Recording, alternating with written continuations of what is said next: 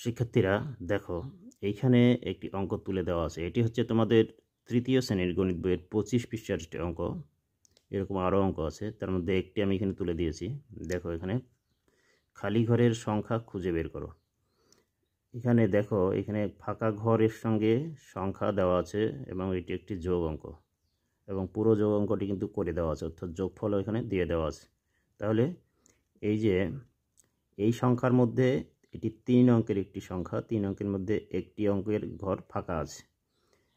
এখানেও 3 অঙ্কের মধ্যে দশকের যে অঙ্ক, দশকের অঙ্কের ঘরটি ফাঁকা রয়েছে এবং এখানে এককের স্থানটি ফাঁকা রয়েছে। 3 অঙ্কের সংখ্যা কিভাবে বুঝলাম? এই যে যোগ করে আমরা এখানে একটি 3 অঙ্কের সংখ্যা যোগফল পেয়েছি। তাহলে আমাদেরকে এখন কি করতে হবে? এই ফাঁকা ঘরগুলো কিভাবে পূরণ করতে হয় সেই চেষ্টা করতে হবে। দেখো, আমরা সাধারণত কোনো একটি যোগ যখন করি, সেটি 3 সংখ্যার হোক 4 সংখ্যার হোক, আমরা প্রথমে এককের ঘরগুলো যোগ করে একক স্থানে যোগফল বসাই। তাহলে দেখো, এখানে একক স্থানে আছে 0, এখানকার একক স্থানে আছে 5। তাহলে 0 আর 5-এ যদি যোগ করা হয় তাহলে কত হয়? 5 হয়। কিন্তু আমাদের এখানে এই সংখ্যার যে একক স্থানের অঙ্কটি ফাঁকা রয়েছে, এইখানে কত বসবে সেটি আমাদেরকে বের করতে হবে। তাহলে 0 এর সঙ্গে 5 যোগ করলে 5, আর আমরা পেয়েছি যোগফল 7। তাহলে এইখানে একক স্থান যেহেতু ফাঁকা রয়েছে, তাহলে আমাদের যোগফল আছে 7, আমরা পেলাম 5। তাহলে 5 থেকে 7 কত লাগে? পার্থক্য হচ্ছে 2, অর্থাৎ এই এককের স্থানে বসবে 2। একইভাবে দশকের স্থানে এখানে 0 রয়েছে, এখানে ফাঁকা ঘর রয়েছে, এখানে 1 রয়েছে।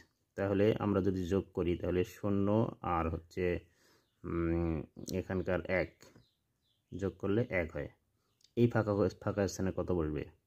আমরা যোগফলে দেখতেছি 5, আমরা পেলাম দশক স্থানে 1, যোগফলে আছে 5। তাহলে 1 থেকে 5-এর পার্থক্য হচ্ছে 4, এই ফাঁকা ঘরে বসবে 4।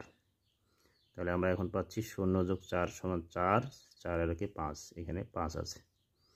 এবং শতক স্থানে আছে 8। তাহলে আমরা এখানে পাচ্ছি 1, 1-এর সঙ্গে 2 যোগ করলে হয় 3, 3-এর সঙ্গে এখানে ফাঁকা ঘর আছে, আমরা এখানে দেখতেছি 8। তাহলে এখানে আমরা কত পেলাম? 1 আর 2 3 পেলাম। আমাদের এই ফাঁকা স্থানে হবে 5। তাহলে 5 আর 2 7, এটাকে 8 সমান 8। তাহলে তোমরা যোগের এরকম আরও ফাঁকা ঘরের যোগ ওখানে আছে, অর্থাৎ এগুলো হচ্ছে পাশাপাশি এবং উপর নিচ 2 প্রকার যোগই এখানে দেওয়া আছে তোমাদের গণিত বইয়ের 25 পৃষ্ঠায়। তোমরা নিজেরাই এই অঙ্কগুলো করার চেষ্টা করবে। ধন্যবাদ।